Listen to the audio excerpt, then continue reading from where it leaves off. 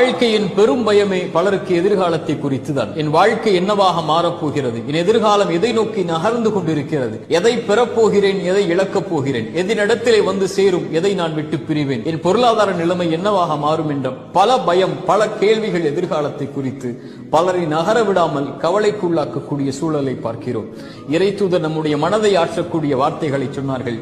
எந்த ஒரு ஆத்மாவும் இந்த உலகத்திலிருந்து மரணித்து விடாது, அதனுடைய வாழ்வாதாரத்தை முழுமையாக்காமல் எனக்கும் உங்களுக்கும் எழுதப்பட்ட கடைசி சொட்டு தண்ணீரை நானும் நீங்களும் அருந்தாமல் இந்த உலகத்தில் இருந்து பிரிந்து விட மாட்டோம். நமக்காக எழுதப்பட்டதை நாம் அடைந்தே தீர்வோம். நம்மிடத்திலிருந்து யாரும் பறித்து விட முடியாது. இறைவனால் முடிவு செய்யப்பட்ட பாதையில் ஏன் பயம் நகர்வதற்கு, ஏன் கவலை? நடப்பவை நடந்தே தீரும். இறைவன் இதை துவங்கும் போது நம்மோடு தான் இருந்தான், முடியும் வரை நம்மோடு தான் இருப்பான். நடப்பவை, அமைக்கப்பட்டவை நம்முடைய பாதையில் நலவாகவே அமைக்கப்பட்டிருக்கிறது என்ற நம்பிக்கையில் முன்னேறுங்கள்.